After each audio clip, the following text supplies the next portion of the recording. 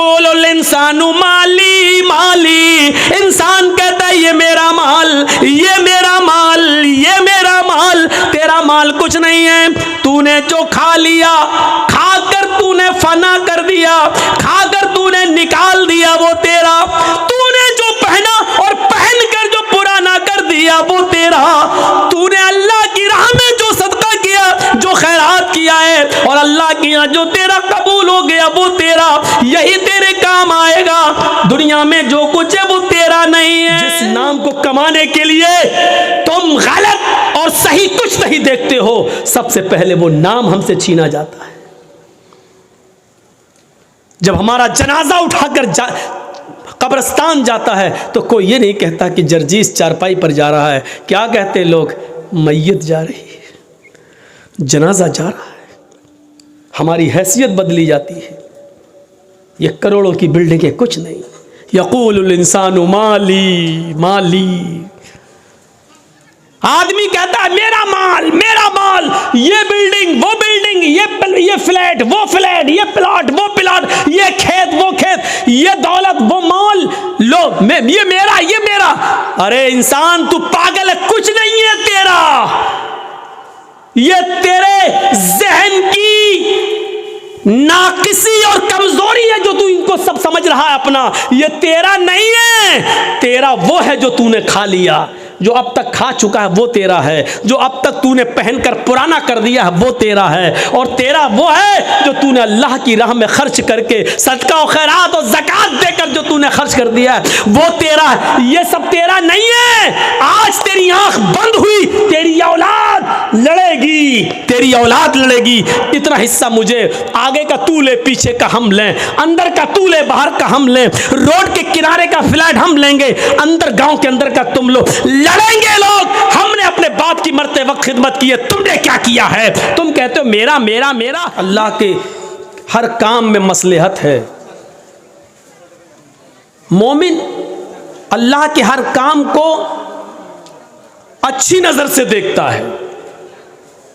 कुछ मुल्हिद किस्म के लोग थे, एक दरख्त के नीचे लेटे हुए थे, उसमें एक मुल्हिद अल्लाह को ना मानने वाला क्या कहता है कि देखिए अल्लाह भी कितना बड़ा बेवकूफ़ है, इन्ना लिल्लाहि व इन्ना इलैहि राजिऊन। उसने क्या कहा, देखिए अल्लाह भी कितना बड़ा पागल है, जो बड़ा फल है उसको ज़मीन के ऊपर लगाता है और जो छोटा फल है उसको पेड़ के ऊपर लगाता है। वो आम के पेड़ के नीचे लेटा हुआ था, सामने उसको तरबूज दिखाई दे रहा था ज़मीन पर। वो कह रहा देखो अल्लाह कितना पागल है, तरबूज बड़ा है, इसकी हिफाजत करना चाहिए ताकि कोई लेके ना भागे, इसको ऊपर लगाना चाहिए था, इसको तो उसने ज़मीन पे लगा दिया, और आम उसको ज़मीन पे लगाना चाहिए था, उसको ऊपर लगा दिया।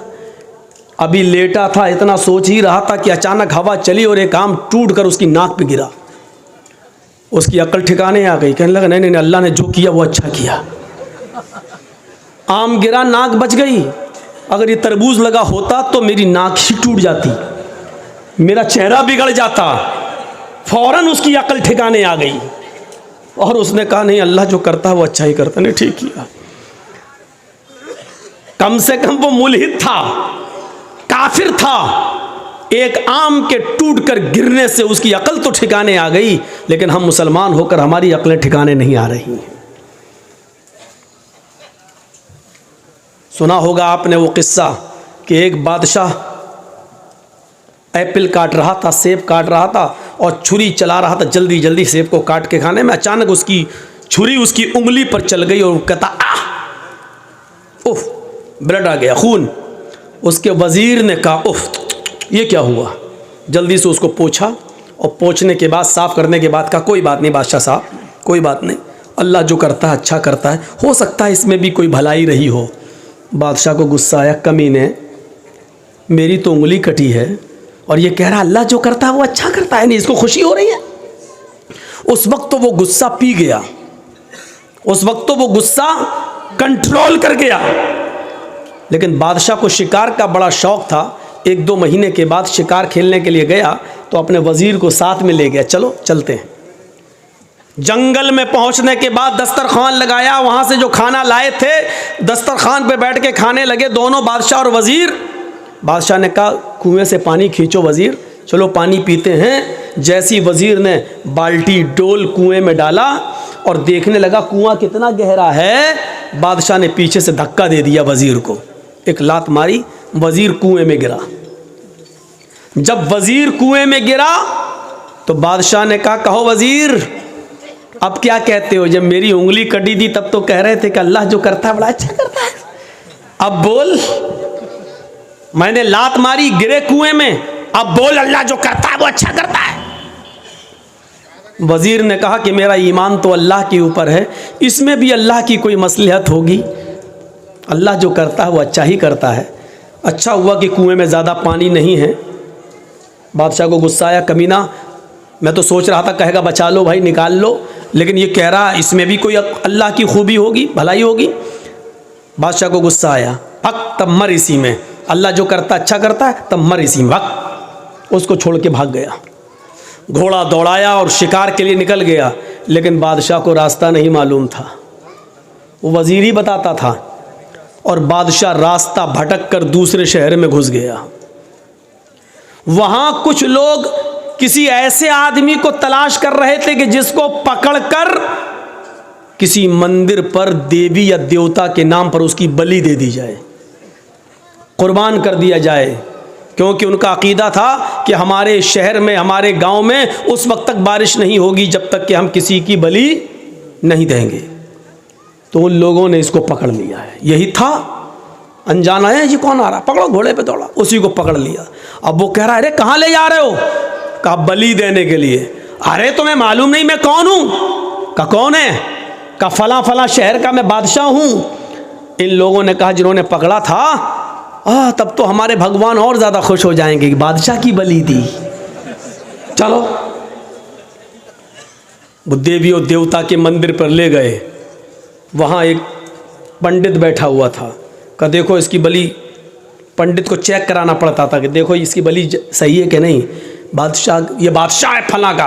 पंडित कहता बहुत अच्छा आदमी लेके आए हो, ऊपर से नीचे तक देखा बहुत अच्छा, लेकिन चेक करने लगा, पैर सही है, घुटना सही है, पैर चेहरा सही, हाथ सही है, हाथ दिखाऊं, अरे तेरी तो उंगली कटी हुई है, ये क्या है, कहा उंगली कटी थी। ये तो ऐबदार आदमी है भाई, हमारी देवी को हमारे देवता को किसी ऐबदार आदमी की बलि मंजूर नहीं है, फ्रेश माल चाहिए, जिसका बिल्कुल सब कुछ ठीक हो इसकी बलि नहीं लेंगे, स्वीकार नहीं होगी। तो भाग। अब उसको यकीन आया, ओफो मेरी उंगली कटी थी और उसने कहा था कि अल्लाह जो करता है अच्छा करता है, अगर आज मेरी उंगली न कटी होती तो आज मेरी बलि चढ़ गई होती। वो भागता हुआ घोड़ा दौड़ाते हुए उस कुएं के पास आया और अपने वजीर को कुएं से निकाला, गले लगाया कि वजीर तूने सच कहा था यार। कहा क्या हुआ, कहा ऐसा ऐसा मामला हुआ। कहा तो मैं छोड़ दिया, कहा उंगली अगर न कटी होती तो आज मैं कट गया होता है। कहा अच्छा एक बात बता यार, मेरे साथ तो अल्लाह ने ये अच्छा किया कि उंगली कटी थी इसलिए मैं बच गया, लेकिन तुझे जब मैंने कुएं में फेंका तूने कहा अल्लाह जो करता अच्छा करता, मेरे साथ भी कोई अच्छाई हुई हो तो तेरे साथ क्या अच्छा हुआ। उसने कहा ए बादशाह हम तुम दोनों घूम रहे थे और अगर तूने लात मार के हमें कुएं में न फेंका होता तो हम दोनों पकड़े जाते, तू तो छूट जाता क्योंकि तेरी उंगली कटी थी, मैं तो कहीं से नहीं कटाता, फ्रेश तो मैं ही था, तू तो बच जाता लेकिन मेरी बलि चढ़ गई होती, इसलिए तूने मुझे जो कुएं में फेंका मेरे साथ ही अच्छा हुआ। न कुएं में गिरा होता, अगर कुएं में ना गिरा होता तो दुनिया छोड़ के जाना पड़ता, मेरी बलि चढ़ गई होती। तो आपने देखा बादशाह के साथ क्या अच्छा हुआ, उसकी उंगली कटी इसलिए बच गया, और उस वजीर के साथ क्या अच्छा हुआ कि उसको कुएं में फेंक दिया, नहीं तो वो भी जाता। तो उस वक्त समझ में नहीं आता इसमें क्या मसलहत है, बाद में समझ में आता है। अल्लाह ने बारिश क्यों बरसाई, हम जाएंगे उससे हिसाब किताब लेने के लिए। दुनिया में कोई ताकत है जो अल्लाह से हिसाब किताब ले सके, दुनिया में कोई पावर है जो अल्लाह रब्बुल आलमीन से हिसाब किताब, अल्लाह तूने बारिश क्यों बरसाई, अल्लाह मेरा बेटा बेटा बेटा, बेटी मांग रहा हूँ फिर भी बेटा, अल्लाह बेटी बेटी बेटी फिर बेटी, मैं बेटा मांग रहा हूँ 4 बेटी 1 बेटा। अल्लाह से कोई हिसाब नहीं मांग सकते हो। वो चाहे तो बेटा दे, वो चाहे तो बेटी दे, वो चाहे तो बेटे ही बेटे दे, वो चाहे तो बेटियां ही बेटियां दे, वो चाहे तो बेटा और बेटी दोनों दे, और वो चाहे तो कुछ न दे। वो चाहे तो हल्की हल्की बारिश करे, वो चाहे तो मूसलाधार बारिश करे, वो चाहे तो आपके गांव को इतनी बारिश कर दे कि नदी और दरियाओं का पानी लेवल और खतरे के निशान से पार होकर आपके पूरे के पूरे गांव को डुबो दे, और हम सब डूब कर बह भी जाएं, तब भी अल्लाह से हिसाब नहीं लिया जा सकता कि तूने हमारे गांव को क्यों डुबो दिया है। क्योंकि अल्लाह की जात हिसाब लेने के लिए है, हिसाब देने के लिए नहीं। बारिश क्यों हुई हमें क्या मालूम, लेकिन हमारा ईमान ये होना चाहिए कि अल्लाह जो करता है वो अच्छा करता है। हो सकता है कि वो हमारे ईमान का जायज़ा ले रहा हो। देखें इस बारिश के अंदर कितने लोग जलसे में आते हैं और कितने नहीं आते हैं। हो सकता है कि वो ये देखना चाहता हो कि सहाबा किराम ने तो अपनी कुर्बानियाँ मैदान जंग में दे दी। देखें ये लोग बारिश के चंद कतरे इनके जिस्मों पर पड़ते हैं, कहीं ऐसा तो नहीं कि ये भाग जाएं और कुरान और हदीस की बातें भी ना सुने।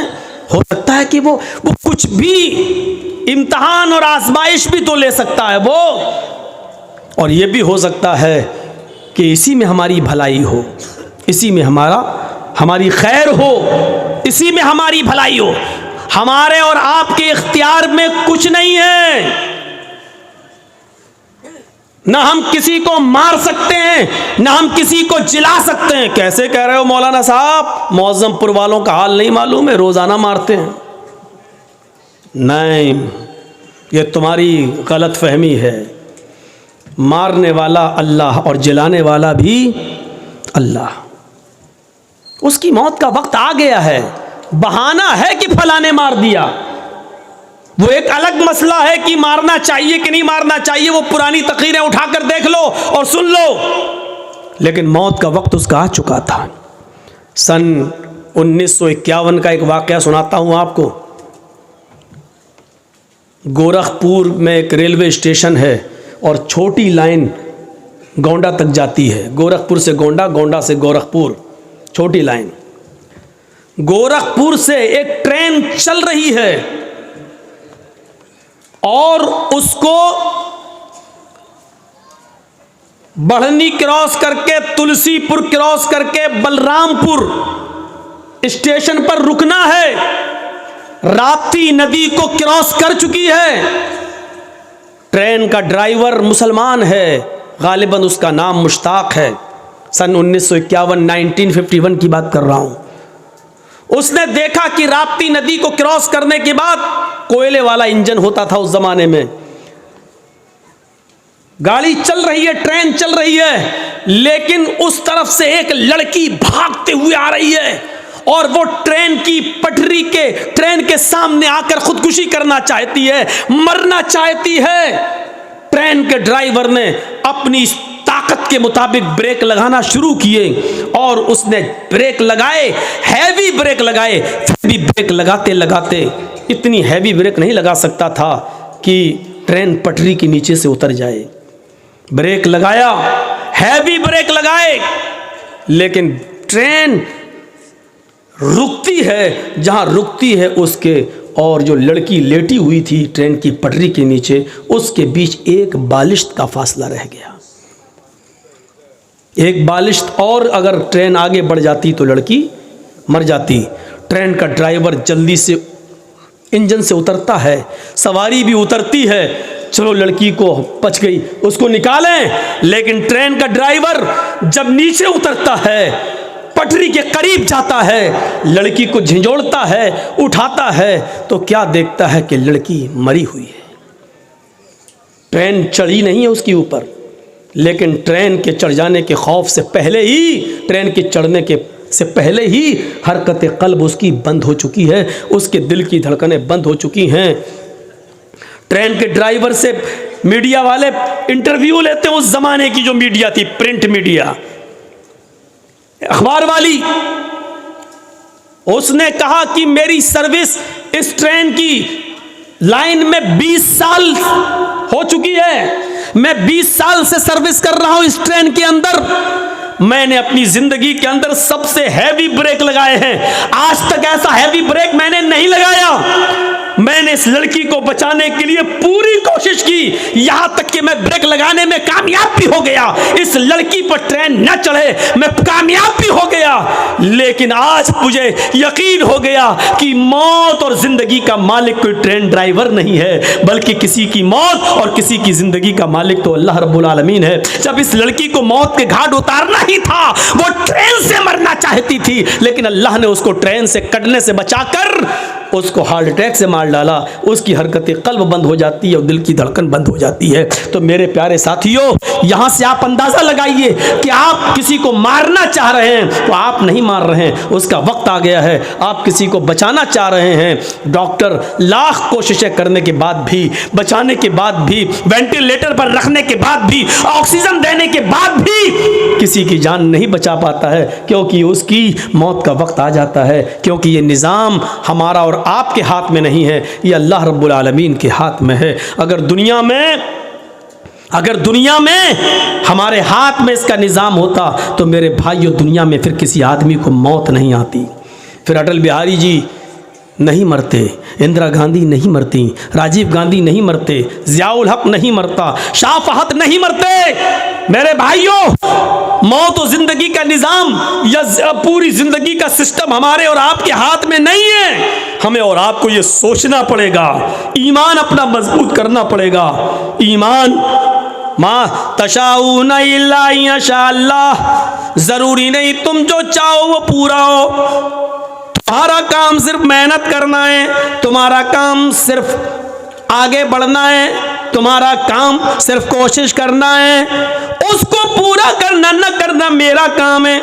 इब्राहीम अलैहिस्सलातु वस्सलाम ने 90 साल तक तबलीग की, लोगों को एक अल्लाह की तरफ बुलाया, एक अल्लाह की तरफ दावत दी, लेकिन पूरी जिंदगी में, उनकी 90 साल की पूरी जिंदगी में उनके ऊपर कोई ईमान नहीं लाया, एक शख्स भी ईमान नहीं लाया। तो क्या 90 साल की उनकी मेहनत बेकार कर दी जाएगी?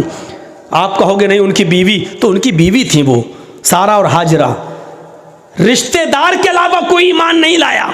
इस्माइल उनका बेटा था, इसहाक उनका बेटा था, लूत अलैहिस्सलाम उनके भतीजे थे, लेकिन बाहर का कोई आदमी उनके ऊपर ईमान नहीं लाया।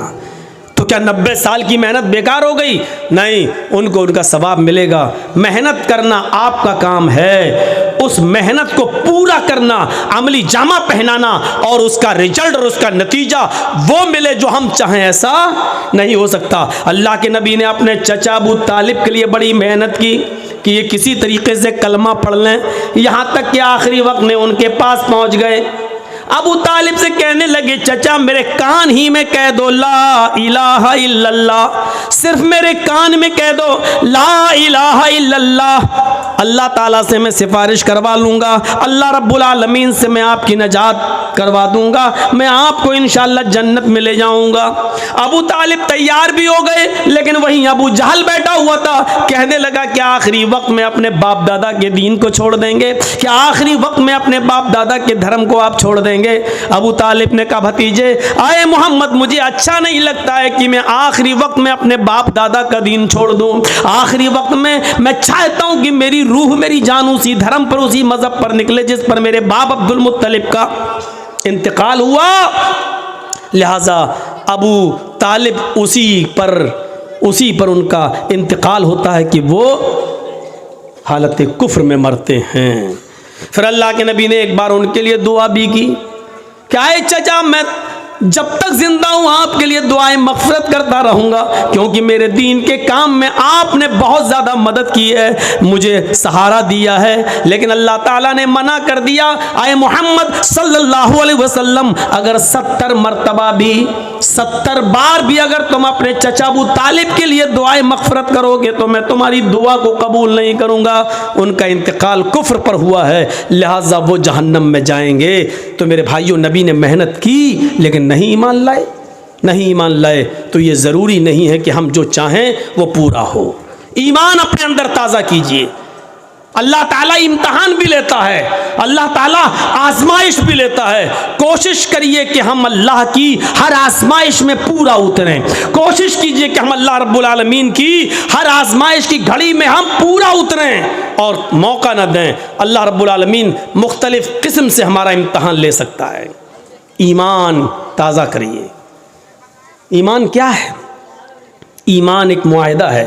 पढ़िए, कुरान ने कितनी बार कहा इल्लल्लज़ीना आमनू व अमिलुस्सालिहात, इल्लल्लज़ीना आमनू व अमिलुस्सालिहात, ईमान लाओ और अमल सालेह, ईमान लाओ और अमल सालेह, ईमान लाओ और अमल सालेह करो। कितनी जगह अल्लाह रब्बुल आलमीन ने फरमाया। हर मुसलमान गौर करे, क्या उसके पास ईमान है? ईमान तो है। अब गौर करे, क्या वो अमल सालेह भी करता है? अमल सालेह क्या हुआ? बोलिए मत। ईमान और अमले स्वाले ये दोनों लाजिम और मलजूम। अब आपको एक मिसाल दूंगा मैं, ईमान क्या है और अमले स्वाले क्या है। ईमान एक इकरार का नाम है। थोड़ी सी स्पीड में स्लो करूंगा ताकि आपको समझा सकूं। सुनिए, ईमान नाम है इकरार का। ईमान एक मुआहिदा है। मुआहिदा कैसे समझाऊं आपको? मान लीजिए मैं एक मज़दूर हूं, समझिए, समझा रहा हूं। मान लो मैं लेबर हूं, एक मज़दूर हूं और आप मालिक हैं। मौलाना सलीमुद्दीन साहब बैठे हैं, ये मालिक हैं। सलीमुद्दीन साहब ने हमसे कहा कि जर्जीत साहब, ये मेरा मकान बनाना है, दीवार खड़ी करना है, ये करना है, वो करना है। आप लेबर हैं, आप मज़दूर हैं, मिस्त्री हैं, बताइए आप क्या पैसा लेंगे? मैंने कहा 1000 रुपये पर डे।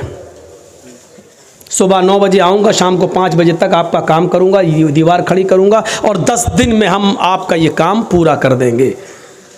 मौलाना सलीमुद्दीन साहब ने कहा ठीक है, डन। 1000 रुपये हम पर डे के हिसाब से 10 दिन में 10,000 रुपये हम आपको देंगे। आप कल से आ जाइए। हमारा मुआहिदा हो गया, हमारा मुआहिदा हो गया, इकरार हो गया। हमने भी इकरार कर लिया। ये है मुआहिदा, अहदो पैमान। तुम 10 दिन काम करो, हम तुम्हें 10 दिन के बाद 10 दिन की मजदूरी दे देंगे। मैंने इकरार कर लिया, इन्होंने तय कर लिया। हम कल नहीं पहुँचे, परसों नहीं पहुँचे, तीसरे दिन नहीं गए, 10 दिन तक नहीं गए और 11वें दिन सलीमुद्दीन साहब के पास पहुंच गए और कहा साहब आज 11वां दिन है, 10 दिन की मजदूरी हमें दे दीजिए। हंस रहे ना? समझ में आ गया ना कि मजदूरी मांगने वाला मौलवी जर्जीस पागल है? क्यों हंस रहे हैं आप? इसलिए हंस रहे हैं कि आपने तो काम किया ही नहीं, तो मजदूरी क्यों? जर्जीस साहब को तो रांची में पागल खाने में भर्ती करो, ये तो पागल हो गया है। अब जर्जीत साहब कह रहे नहीं दोगे तो हम मुकदमा दायर कर देंगे, क्योंकि आपने वादा किया था कि हम 11वें दिन पैसा मजदूरी देंगे। सलीमुद्दीन साहब कह रहे मैंने वादा किया था, लेकिन आपने भी तो इकरार किया था कि मैं 10 दिन काम करूंगा। आपने काम कहाँ किया? जर्जीत साहब कह रहे हैं अरे मैंने काम किया हो या ना किया हो, लेकिन इकरार तो किया था कि करूंगा। नहीं किया तो क्या हुआ? मैं मना कहाँ कर रहा हूं? मैंने कहा कि मैंने किया, लेकिन इकरार ये तो नहीं कहा था कि नहीं करूंगा, ये तो कहा था कि करूंगा। जब इकरार था मेरा तो मुझे मजदूरी दीजिए, सिर्फ इकरार की वजह से मजदूरी दीजिए। तो आपको कोई मजदूरी दे देगा? जब कोई एक आदमी ईमान ले आता है, यानी मोमिन बन जाता है, तो एक मुआहिदा कर लेता है। मुआहिदा हो गया किस बात का? ईमान लायो, तय हो चुका है। क्या तय हो चुका है? तुम नमाज पढ़ोगे 5 वक्त की, तुम रमजान के पूरे महीने के रोजे रखोगे, तुम ज़कात दोगे अपने माल की पूरी, अगर इस्तिताअत होगी तो तुम हज करोगे, गरीबों की मदद करोगे, पड़ोसियों का ख्याल रखोगे, यतीमों पर जुल्म और ज्यादती नहीं करोगे, किसी के ऊपर जुल्म नहीं करोगे। ईमान लाने के बाद एक मुआहिदा हो गया। तुमने कलमा पढ़ा ला इलाहा इल्लल्लाह मुहम्मदुर रसूलुल्लाह, अल्लाह ने गोया के एक मुआहिदा दे दिया है तुम्हें। अहद कर लिया है। मेरे बंदो, जब तक तुम इस ला इलाहा इल्लल्लाह और मुहम्मदुर रसूलुल्लाह पर चलोगे, ला इलाहा इल्लल्लाह का माना अल्लाह के अलावा किसी और की इबादत नहीं करोगे, और मुहम्मदुर रसूलुल्लाह का मतलब हर काम मुहम्मदुर रसूलुल्लाह के तरीके पर करोगे, तो हम इसके बदले में तुम्हें जन्नत देंगे।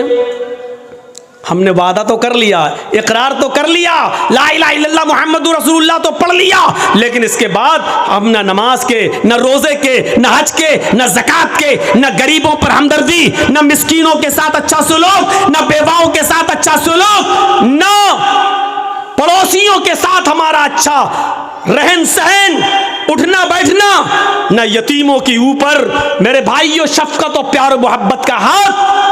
हम इन तमाम चीज़ों से दूर हैं और क़यामत के दिन अल्लाह के सामने खड़े होकर कहेंगे, अल्लाह हमने कलमा तो पढ़ा था।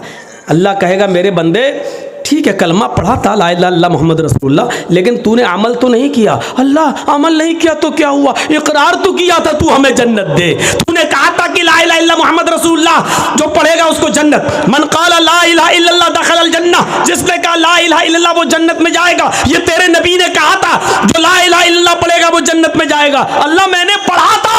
अल्लाह कहेगा, मेरे बंदे मेरा भी तो एक वादा था कि तू ये अमल करेगा तो जन्नत में दूंगा। तूने सिर्फ मेरा वादा तो मान लिया, लेकिन उसके मुताबिक तूने अमल नहीं किया। मेरे भाइयों, जब तुम अपने मोहल्ले में, अपने समाज में, अपनी सोसाइटी में बगैर काम किए हुए किसी को मेहनत उसकी मजदूरी नहीं दे सकते हो, तो अल्लाह रब्बुल आलमीन बगैर अमल किए हुए हमें जन्नत कैसे दे देगा। जर्जी साहब मिसाल तो बड़ी अच्छी दे रहे हो, लेकिन अमल कौन करेगा? अमल इतना मुश्किल है। नहीं, ये आपकी खाम ख्याली है कि मुश्किल है। मुश्किल है। अगर इंसान करने पे आ जाए तो सब कुछ कर सकता है। साहब सुबह फजर की नमाज में ठंड में कैसे उठेंगे? साहबा कैसे उठते थे छोड़िए, आपके मोहल्ले में, आपके गांव में आप कहते हो कैसे उठेंगे? इस गांव में ऐसे 80 साल के बूढ़े भी हैं जो उठ रहे हैं। वो कैसे उठ रहे हैं? एक बादशाह बड़ा नमाजी था, बड़ा रोजदार था, बाअमल था, तहज्जुद गुजार था, लेकिन बादशाही भी बड़ी अच्छी चलाता था, हुकूमत भी बड़ी अच्छी करता था, किसी पर जुल्म नहीं होने देता था। तो एक मर्तबा एक फ़कीर उसके पास से गुजरा और कहने लगा कि आपके दरबार में शेर और बकरी एक जगह कैसे जमा हो जाती है, मेरी समझ में नहीं आ जाता। बादशाह ने कहा, मैं तुम्हारी बात को समझा नहीं। उस फ़कीर ने कहा, बादशाह होकर तुम अल्लाह की इबादत भी कर लेते हो, तुम नमाज भी पढ़ लेते हो, रोज़ा भी रख लेते हो, हज भी कर लेते हो, ज़कात भी दे लेते हो, गरीबों की फरियाद भी सुन लेते हो, मजलूमों पर जुल्म भी नहीं होने देते हो, और दुनिया भी चला लेते हो। ये दोनों चीज़ें तुम एक साथ कैसे कर लेते हो? बादशाह ने कहा, देखना चाहते हो कि हाँ? कहा, 2 जल्लाद को बुलाओ। 2 जल्लाद आ गए। कहा, तलवार निकालो। जल्लादों ने तलवार निकाली। बादशाह ने अपने एक नौकर से कहा, 1 प्याला पानी ले आओ। पानी ले आए। उस फ़कीर से कहा, पानी पकड़। उस फ़कीर ने पानी का प्याला पकड़ा, और सुनो, उस फ़कीर ने पानी का प्याला पकड़ा, कहा जाओ पूरा शहर इसको घुमा दो। और उस फ़कीर से कहा, जाओ मेरे पूरे शहर में मेरी आवाम को देख लो कि कैसे वो अमल कर रही है, क्या कर रही है, क्या नहीं कर रही है, नमाज कितना पढ़ रही है, रोज़ा कितना रख रही है, जुल्म कितना कर रही है। पानी का प्याला अपने हाथ में लो, जाओ और देखो। और उन दोनों जल्लादों से कहा, अगर इस पानी के प्याले में से एक बूंद भी छटक कर ज़मीन पर गिर जाए तो इस फ़कीर की गर्दन काट देना और मेरे पास ले आना। फ़कीर कहता, कम बख़त, मैंने तो पूछा था कि कैसे, इसने तो मुझे मुसीबत में डाल दिया। लेकिन बादशाह का हुक्म, जल्लाद ने कहा, चल। अब वो पानी का प्याला लेके चल रहा है, धीरे धीरे चल रहा कि पानी की कहीं बूंद गिर न जाए। एक कतरा भी गिरा तो जल्लाद मेरी गर्दन उतार लेंगे। पूरा शहर का चक्कर लगाने के बाद बादशाह के पास आया। बादशाह ने पानी का प्याला पकड़ा, रख दिया और कहा, आए फ़कीर, बता तुझे मेरा शहर कैसा लगा? फ़कीर ने कहा, कौन सा शहर? बता मेरी बिल्डिंगों का क्या हाल था, मेरी आवाम कैसी लगी। कहा बादशाह सलामत, आपने मुझे इस लायक ही कहाँ छोड़ा था कि मैं आपकी आवाम देख सकूं, आपकी बिल्डिंग देख सकूं, आपके इमारतें देख सकूं, आपकी रियाया का मुआयना कर सकूं। आपने कह दिया था कि अगर एक बूंद भी गिरी तो तेरी गर्दन काट देंगे। मेरी नजर तो प्याले पर थी, शहर में क्या हो रहा है मुझे कुछ भी नहीं मालूम। बादशाह ने कहा यही जहन्नम का डर, यही अल्लाह के अज़ाब का डर मुझे हर वक्त लगा रहता है, इसलिए मैं बंदों के हुकूक भी पूरा करता रहता हूं और अल्लाह रब्बुल आलमीन की इबादत भी पूरी करता रहता हूं, अल्लाह की इबादत में भी कमी नहीं होने देता हूं और मैं अपनी रियाया के साथ भी कभी जुल्म नहीं होने देता हूं, क्योंकि मुझे जहन्नम का नक्शा, जहन्नम का खौफ, अज़ाब कब्र का डर मुझे हर वक्त लगा रहता है। मेरे प्यारे साथियों, एक नौजवान जब ये तसव्वुर कर ले कि हम शराब की बोतल पी रहे हैं इसका अजाब कितना है, हम जो जुआ खेल रहे हैं इसका अजाब कितना है, कलिया चक्की सड़कों पर बिकने वाली लॉटरी उसकी पर्चियां हम खरीद रहे हैं इसका अजाब कितना है, अगर ये तसव्वुर वो अपने दिमाग में कर ले कि इसका हिसाब हमें अल्लाह के यहां देना होगा, तो मेरे भाइयों फिर उसका दिमाग कभी इन चीजों के अंदर नहीं लगेगा। आज हम इसलिए दूर हैं इन तमाम चीजों से क्योंकि जहन्नम का खौफ और अजाब कब्र का डर नहीं है हमें और हमारे और आपके अंदर। इसलिए तसव्वुर कीजिए कि बादशाह ने क्या कहा था, पानी देख रहा गिर न जाए। अब वो कह रहा बताओ कैसा लगा शहर, का तेरा बुरा हो, तूने शहर देखने के लायक ही कहाँ छोड़ा हमको। जो आदमी जहन्नम के अजाब से डर जाए और अल्लाह के अजाब के बारे में तसव्वुर कर ले, फिर वो आदमी दुनिया में क्या रह जाता है, उसको अच्छी लगेगी।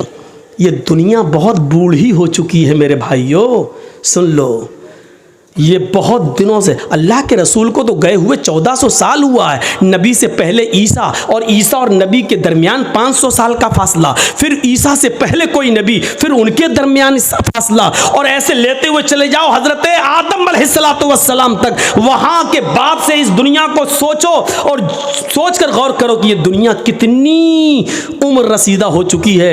लेकिन जब एक औरत बूढ़ी हो जाए तो रिश्ता नहीं आता है उसके पास, एक औरत बूढ़ी हो जाए तो उसको कोई देखने के लिए तैयार नहीं होता है मेरे भाइयों, क्योंकि वो बूढ़ी हो चुकी है। अब वो ना बच्चे पैदा करने के लायक रह गई है, ना शादी के लायक रह गई है। ये दुनिया जो इतनी बूढ़ी हो चुकी है, आए नौजवानों, ये दुनिया फिर हमें अच्छी कैसे लगती है, ये दुनिया फिर हमें गवारा कैसे हो जाती है। इस दुनिया को बूढ़ा समझकर हम इसको रिजेक्ट क्यों नहीं कर रहे हैं। ये दुनिया पुरानी हो चुकी है, फिर हम इस दुनिया के पीछे क्यों पड़े हुए हैं। अल्लाह के नबी ने फरमाया इरतहलत दुनिया मुदबिरतन वरतहलतिल आखिरतु मुकबिलतन। लोगों, ये दुनिया पीठ दिखाती जा रही है, ये तुमसे मुंह फेरती जा रही है। वल आखिरतु मुकबिलतन, और आखिरत तुम्हारे पास आती जा रही है, आखिरत तुम्हारे पास आती जा रही है। यानी आप 40 साल के थे, आज 45 साल के हो गए, दुनिया ने तुम्हें उतनी साल के लिए पीठ दिखा दी है, यानी दुनिया ने तुम्हें छोड़ दिया है। 45 साल तुम दुनिया से दूर हो गए हो। वल आखिरत मुकबिलतन, और आखिरत करीब आ रही है, यानी तुम आखिरत के इतने करीब हो गए हो। 5 साल के बाद तुम 50 साल के हो जाओगे, दुनिया 50 साल तुमसे दूर हो जाएगी और आखिरत तुमसे और करीब हो जाएगी 5 साल। तो क्या कहा, इरतहलत दुनिया मुदबिरतन, दुनिया पीठ दिखा रही है, दुनिया तुम्हें पीठ दिखाकर पीछे की तरफ भाग रही है, तुम्हें अकेला छोड़ती हुई जा रही है। वल आखिरतु मुकबिलतन, और आखिरत तुम्हारे करीब आती जा रही है। और इन दोनों में से हर एक की औलाद है, और इन दोनों में से हर एक की औलाद है, यानी दुनिया के भी बेटे हैं और आखिरत के भी बेटे हैं, दुनिया के भी बेटे हैं और आखिरत के भी बेटे हैं। कूनू अबना अल आखिरा वला तकूनू अपना दुनिया। वो लोगों, आखिरत की औलाद बनो, दुनिया की औलाद नहीं। लोगों, आखिरत के बेटे बनो, दुनिया के बेटे नहीं। लोगों, आखिरत की औलाद बनो, दुनिया की नहीं। ये वो दुनिया है, वो दुनिया जिसका तुम बेटा बनना चाहे तो ये बाप तुम्हें छोड़ देगा, लेकिन आखिरत ऐसा बाप है तुम्हारा जो तुम्हें हर हाल में लेकर रहेगा, लेकिन वहां आमाल चलेंगे, वहां ये नहीं देखा जाएगा कि तुम ओरिजिनल में किसके बेटे थे। यही बात तो अल्लाह के नबी जनाब मोहम्मद रसूलुल्लाह सल्लल्लाहु अलैहि वसल्लम ने कही थी, आए मेरी बेटी फातिमा दुनिया में जो चाहे मुझसे मांग ले, दुनिया में जो चाहे मुझसे ले ले, या फातिमता बिन्ते मोहम्मद सलीनी मिन माली माशिती इन्नी ला उगनी अन्की मिनल्लाहि शैया। आए मेरी बेटी दुनिया में जो चाहे मुझसे ले ले, दुनिया में जो फरमाइश करना चाहे मैं पूरी कर दूंगा, लेकिन आखिरत में मैं तेरे कोई काम नहीं आऊंगा। वला उगनी अन्की मिनल्लाहि शैया, कयामत के दिन में तेरे कोई काम नहीं आऊंगा। यही तो है अल्लाह तबारक व तआला ने फरमाया, अपने अमाल का ज़ख़ीरा लेकर मेरे पास आना, वरना कयामत का दिन होगा यौमा यफिर्रुल मरउ मिन अखीही व उम्मिही व अबीही व साहिबतिही व बनीही। कयामत का दिन होगा यौमा यफिर्रुल मरउ मिन अखीही, इंसान अपने भाई को देखकर भागेगा, व उम्मिही व अबीही, अपनी माँ को देखकर भागेगा, व अबीही, और अपने बाप को देखकर भागेगा, व साहिबतिही व बनी, अपनी बीवी को देखकर भागेगा, अपनी औलाद को देखकर भागेगा। एक एक नक्शा देखो। दुनिया में अगर आपके भाई को कोई भाई मार दे तो आप अपने भाई की मौत का बदला लेने के लिए अपनी जान को दांव पे लगा देते हो कि कमीने तूने मेरे भाई का मर्डर कैसे किया। कयामत का दिन होगा, वहां भाई भाई के लिए कुछ नहीं सोचेगा, सोचेगा ये मेरा भाई कहीं मेरे सामने ना आ जाए और कहीं मुझसे एक दो नेकी न मांग बैठे। यौमा यफिर्रुल मरउ मिन अखीही, कहीं मुझसे मेरा ये भाई एक नेकी का सवाल न कर बैठे, इसलिए भाई से भाई भागेगा। यौमा यफिर्रुल मरउ मिन अखीही व उम्मिही, वो माँ जिसकी तकलीफ आप बर्दाश्त नहीं करते हो, थोड़ी सी खांसती है तो आपको नींद नहीं आती है और आप सरकारी हॉस्पिटल में या प्राइवेट हॉस्पिटल में अपनी माँ का इलाज कराने के लिए फौरन दौड़ पड़ते हो। मेरे भाइयों, कयामत के दिन आप अपनी माँ को देख कर भागेंगे कि मुझसे मेरी माँ एक नेकी न मांग बैठे। वो अभी, और अपने बाप को देख कर भागोगे कि मुझसे ये मेरा बाप कहीं एक नेकी न मांग बैठे, एक नेकी कहीं मुझसे न मांग बैठे।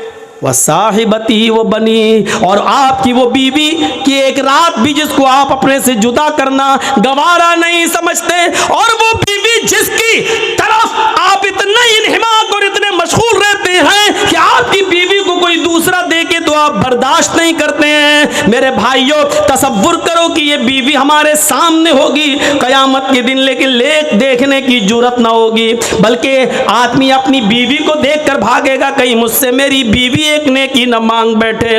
वह बनी, वो औलाद कि रात में हल्का सा बुखार आ जाए, आपकी नींद उड़ जाती है, रात में डॉक्टरों के घरों के दरवाजों को नॉक करते हो, दस्तक देते हो। मेरे भाइयों, आप बच्चे की हल्का सा फीवर, उसका हल्का सा बुखार, हल्का सा टेम्परेचर आपकी रातों की नींद उड़ा देता है। कयामत के दिन अपनी औलाद को देखकर भागोगे। ये मंजर को आप अपने सामने रखिए। उस बादशाह ने फकीर से यही तो कहा था कि जब तुम हमारे दो जल्लादों की तलवार की वजह से जब तुम हमारे शहर का मुआयना नहीं कर सके कि क्या है, इसी तरह मुझे मालूम ही नहीं कि दुनिया में क्या है। अल्लाह के अज़ाब का तसव्वुर हमारे दिमाग में हर वक्त रहता है। अल्लाह के दिमाग अज़ाब का तसव्वुर रहना चाहिए हर वक्त। आज मौलवी जर्जीस को भीगी हुई कुर्सी पर बैठना गवारा नहीं रहा, अपने हाथ से आज कुर्सी साफ करना पड़ रही है।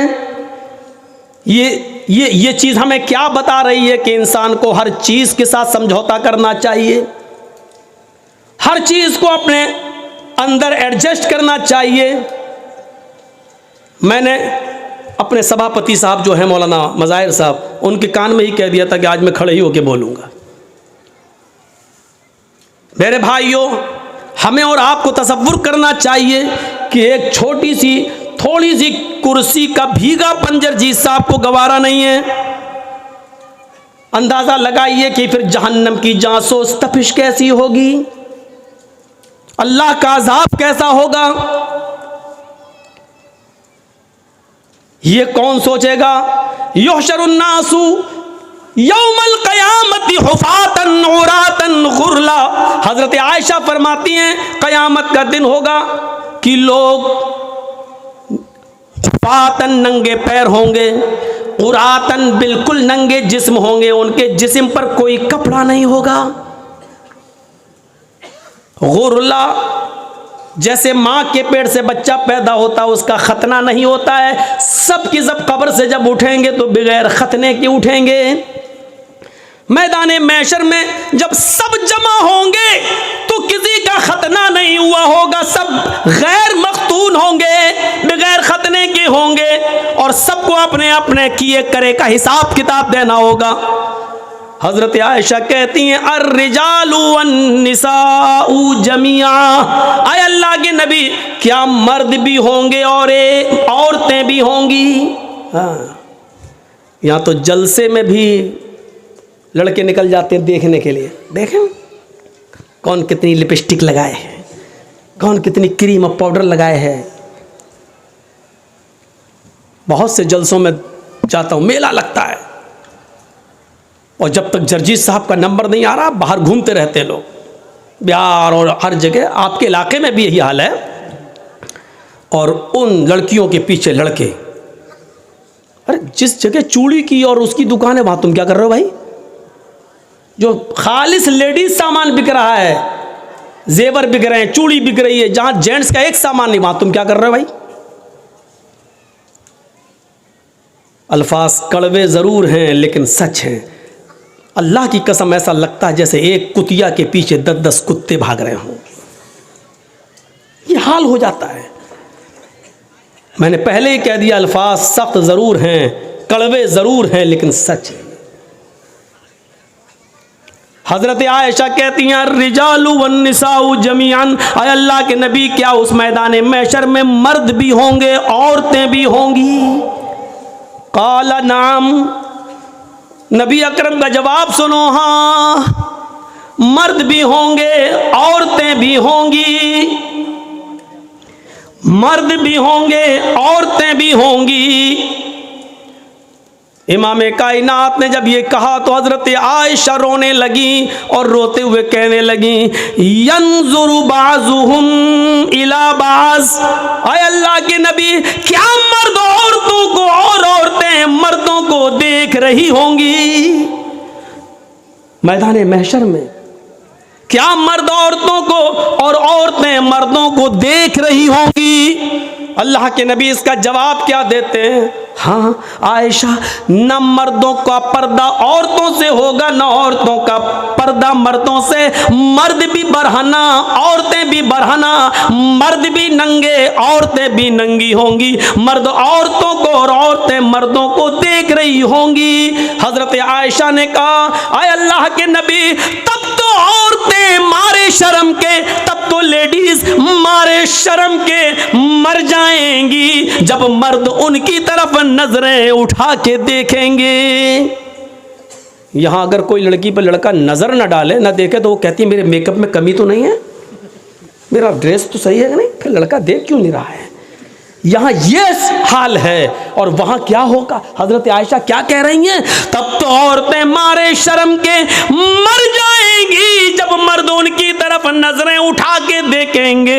अल्लाह के नबी फरमाते हैं आयशा इतनी परवाह किसको होगी कि कोई मर्द किसी औरत पर शहवत की नजर डाल सके, गंदी नजर डाल सके, गलत नजर से देख सके। मामला इतना सख्त होगा कि हर इंसान को सूरज की गर्मी और उस गर्मी से निकलने वाले पसीने से बचने की फिक्र होगी। मैदान महशर में वो सूरज जो सवा नेज़े के फासले पर, 1 मील के फासले पर होगा और उसकी गर्मी से जिस्मों से पसीना टपक रहा होगा और लोग अपने पसीनों में टखनों के बराबर, पिंडली के बराबर, घुटने के बराबर, रान के बराबर, कमर के बराबर और गले तक डूब रहे होंगे।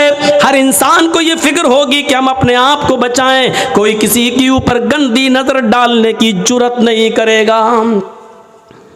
ये चीज हमें क्या बतला रही है? वो बादशाह ने जो कहा था वो उसके सामने यही सब तो है, यही सब तो था।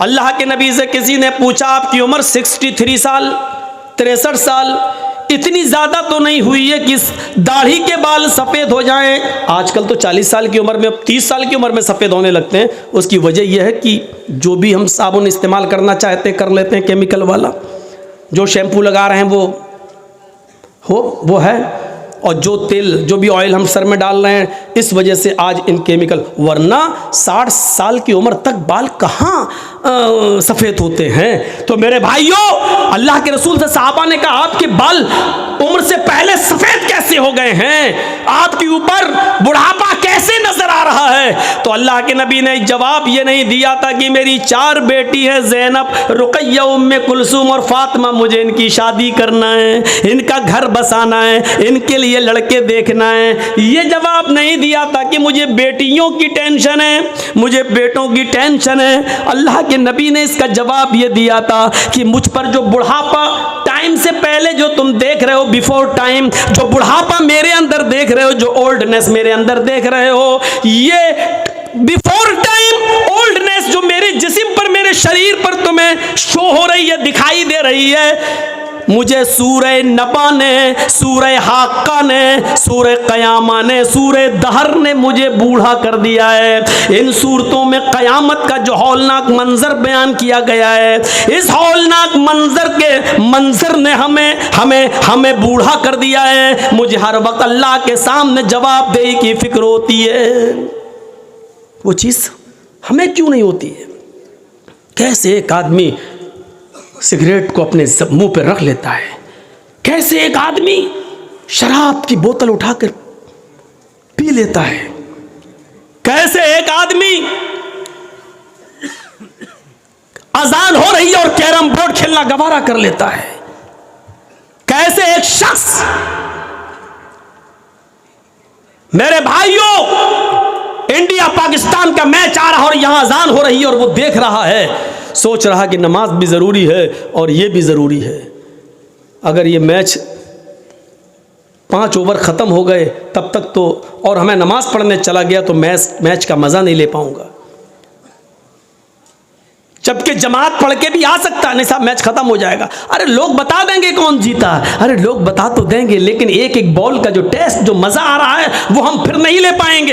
इस चक्कर में वो नमाज नहीं पढ़ता है और मैच देख लेता है। ये कैसे गवारा कर लेता है?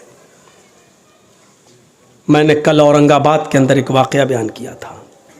मैं चाहता हूँ कि चूँकि आपकी तादाद उतनी ज़्यादा नहीं है, इसलिए उस वाक़े को यहाँ बयान कर देता हूँ। कल इंशाअल्लाह कुछ नई चीज़ें हमारे आपके सामने रहें।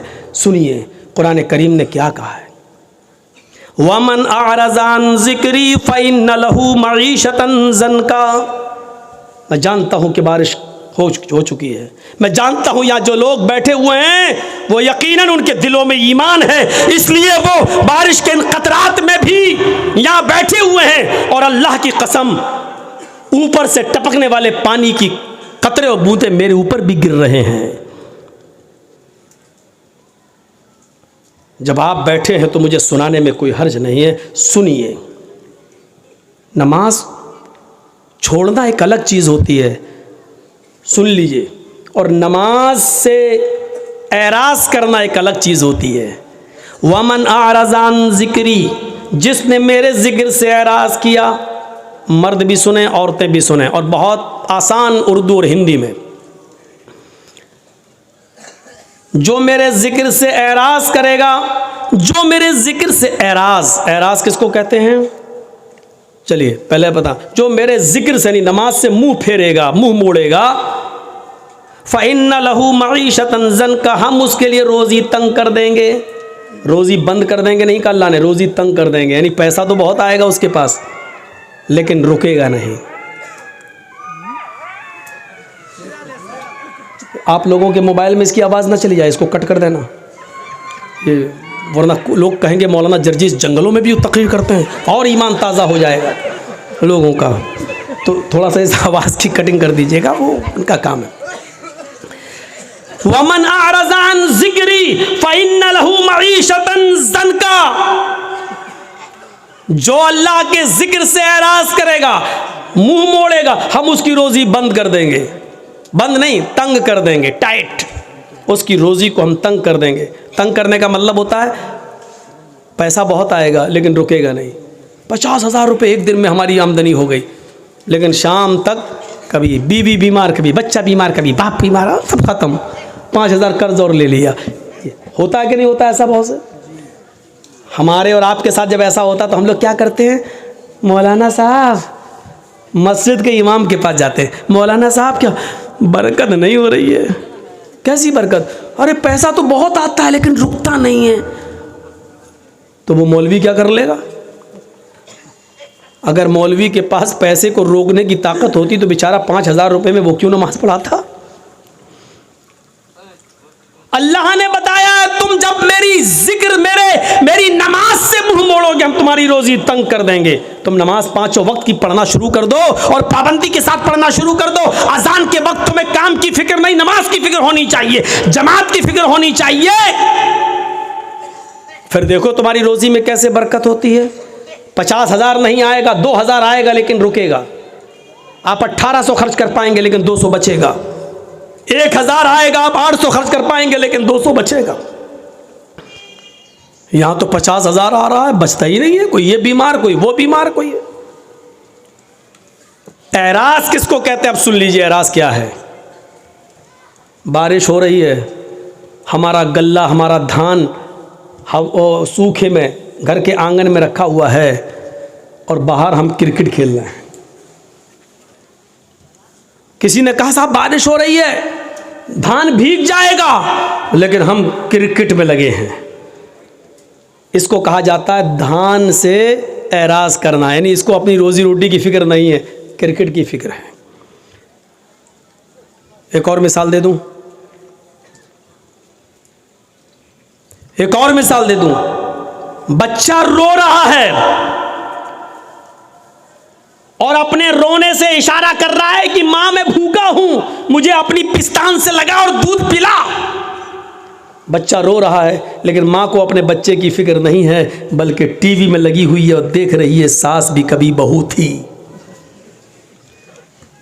तो इसको कहा जाता है कि इसने बच्चे से एराज किया। बच्चे को फेंक नहीं रही है, बच्चे से प्यार है उसको, लेकिन उस वक्त इतना दिमाग उसका बच्चे में नहीं लगा जितना सीरियल में लगा है। अरे अगर सीरियल निकल, बच्चे को तो बाद में भी दूध पिला देंगे, लेकिन सीरियल निकल गया तो फिर कहाँ बार बार आता है। यही हाल है नमाज का। अजान हो रही है, नहीं मैच देख लूँ पहले, क्योंकि नमाज तो बाद में भी कज़ा कर लेंगे, लेकिन मैच निकल गया तो कहाँ रोज रोज आता है। ये चीज़, इसको कहते हैं नमाज से एराज। हमारा मकान जल रहा है और हम क्रिकेट खेल रहे हैं। कहा मकान जल रहा है, हमें फिक्र होनी चाहिए मकान को बचाने की। जो जल गया जल जाने दो, जितना बच गया कम से कम उसको पानी वानी डाल के उसको बुझाएं, लेकिन हमें उसकी फिक्र नहीं हो रही। हम क्रिकेट खेल रहे हैं, कैरम बोर्ड खेल रहे हैं। इस आदमी को कहा जाता है कि इसने एराज किया है अपने मकान से।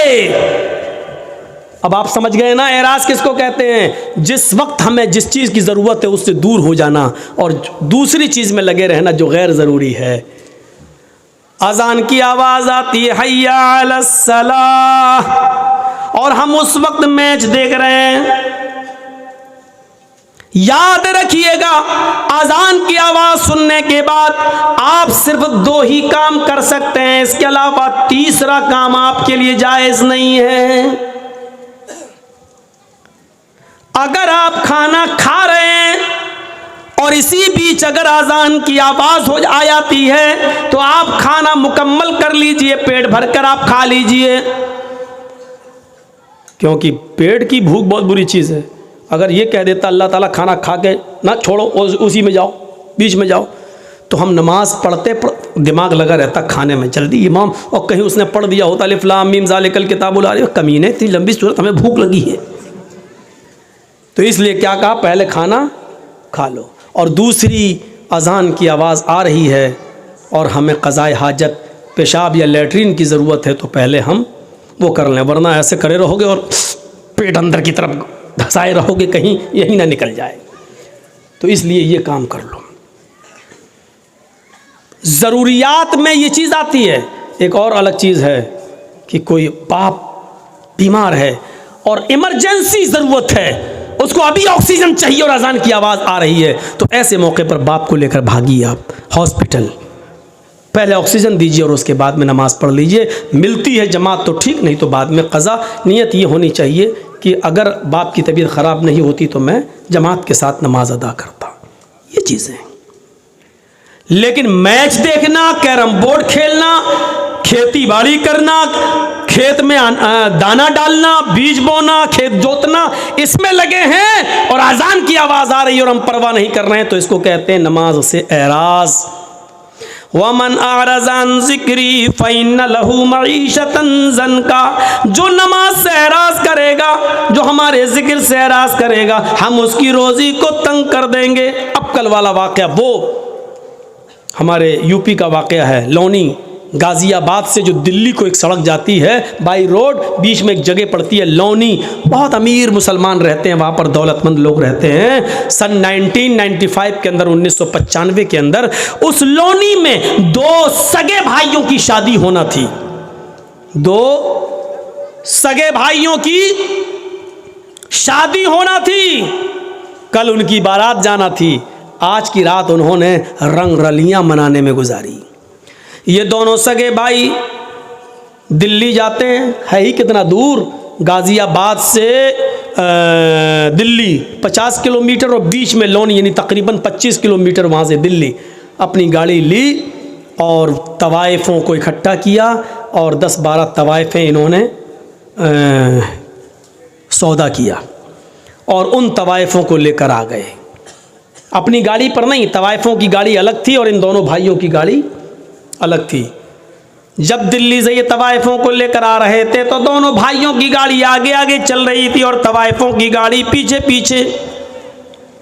मगरिब के बाद इन तवाइफ़ों को उसने खाना खिलाया और इशा की नमाज के बाद शुरू हो गया नाच गाना। मोहल्ले के अपने दोस्तों को इसने बुला लिया। इसका घर खचाखच भरा हुआ था, म्यूजिक बज रही थी, ढोल ताशे बज रहे थे और तवाइफे भी अपने चड़क भड़क लिबास के अंदर, नी मुड़ियाँ आधी नंगी। वो तवाइफे अपने पैरों में घुंघरू पहने हुए, पायलें पहने हुए और उनकी छनकारें ज़मीन की ऊपर चलने लगी और उन तवाइफों के ठुमके मटकने लगे। उनकी कमर और उनके जिस्म अंगड़ाइयाँ लेने लगे और पूरी की पूरी रात नाच और गाने में गुजरती है। तवाइफें नाच रही हैं, गा रही हैं, नींबर और अखलाक से गिरे हुए गाने भी वहाँ आ रहे हैं और ये अपने जिस्म की नुमाइश हो रही है, अपने फन का इजहार किया जा रहा है और ये शराब का दौर चल रहा है। नौजवान शराब पी रहे हैं, ये दोनों भाई भी शराब के नशे में चूर हैं और नाच गाने में मसरूफ़ हैं। देखिए अल्लाह के जिक्र से एराज करने का अंजाम क्या होता है। कैरम बोर्ड खेलने वालों सुनो, क्रिकेट मैच अजान की आवाज आने के बाद भी बंद न हो, सुनो। अपने काम और धंधों में मसरूफ रहने वालों और नमाज का जनाजा निकालने वालों सुनो।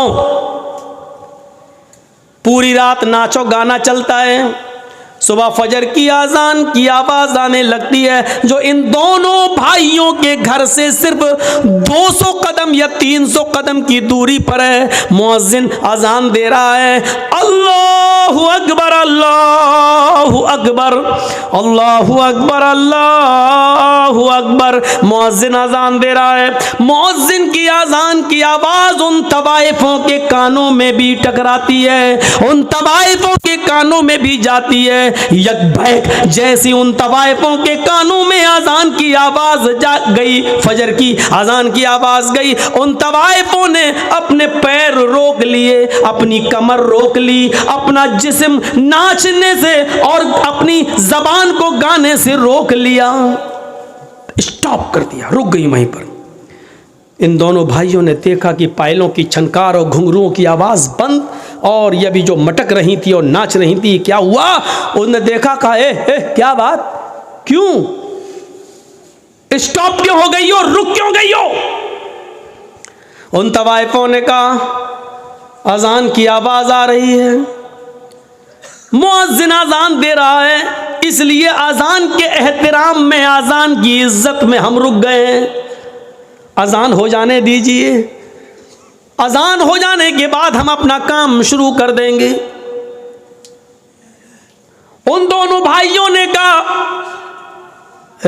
यह अजान तो दिन भर में 5 बार होती है, तुम तो रोज रोज नहीं आती हो, तुम तो बार बार नहीं आती हो, मुअज्जिन अपना काम कर रहा है, तुम अपना काम करो, चलो डांस करो, नाचो।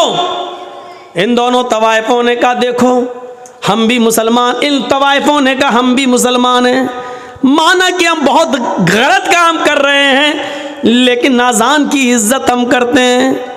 अजान जब होती है तो हम कोई धंधा नहीं करते हैं, हम गलत काम रोक देते हैं, कम से कम थोड़ी देर की तो बात है। इन दोनों भाइयों ने कहा मजदूरी लेना या नहीं लेना है, पैसा लेना या नहीं लेना है। उन तवाइफों ने सोचा कि पूरी रात की मेहनत मजदूरी कहीं ये मार न ले, थोड़ा सा बहाना इसको मिल जाए तो कहीं ये गसब न कर ले, इसलिए कहने लगी। उन्होंने नाचना शुरू कर दिया। ये नाच और ये गाना अजान के वक्त भी होने लगा, उधर अजान हो रही है और इनके गाने चल रहे हैं। ये अजान भी गुजर गई, नाच गाना थोड़ी देर के लिए बंद हुआ, लेकिन इन दोनों भाइयों के इसरार पर फिर शुरू हो गया और सुबह के 7 बजे तक ये डांस, ये नाच, ये गाना चालू रहता है।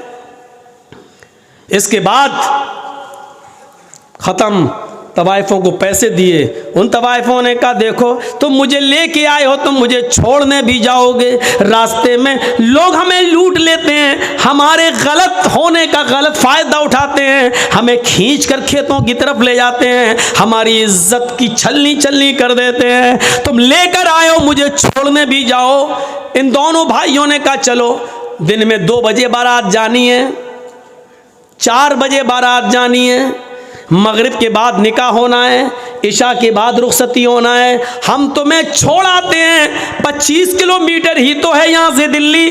उन दोनों भाई अपनी गाड़ी में बैठते हैं, ड्राइवर को अपने आगे की सीट पर बिठाते हैं, दोनों भाई पीछे बैठते हैं।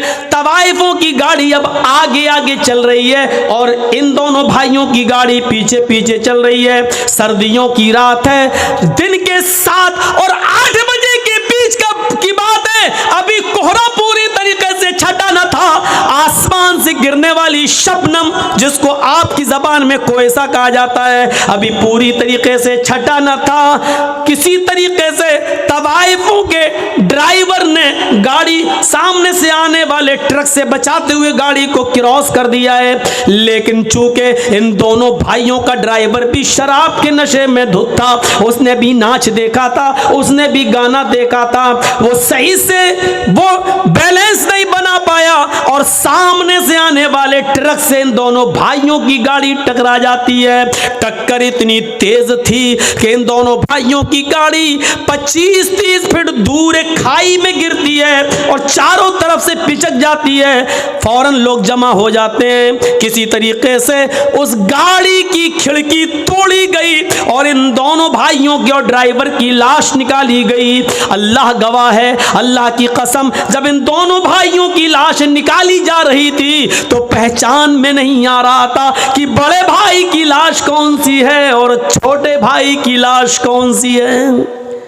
सन 1995 के अंदर बहुत ज़्यादा लोगों की तादाद इतनी न थी, आनन फानन पोस्टमार्टम होता है और 2 या 3-4 बजे तक इनकी लाशें इनके माँ बाप के हवाले कर दी जाती हैं, नहला दिया जाता है, धुला दिया जाता है, ऐलान होता है मगरिब की नमाज के बाद इनको दफन कर दिया जाएगा। इन दोनों भाइयों के बाप के ऊपर कितना बड़ा पहाड़ टूटा है, जिसके 2 जवान बेटे एक ही दिन में खत्म हो जाएं। उस बाप से पूछिए कि उसके ऊपर क्या गुजर रही थी। आपने देखा आई कैरम बोर्ड खेलने वालों, नमाज के मौके पर, अजान के मौके पर कैरम बोर्ड में मस्त रहने वालों, अजान हो रही है और मैच देखने वालों, अजान हो रही है और लहू लाइब में मुब्तला रहने वालों, देखा आपने थोड़ी देर में इनकी हैसियत बदल गई। हैसियत क्या बदली?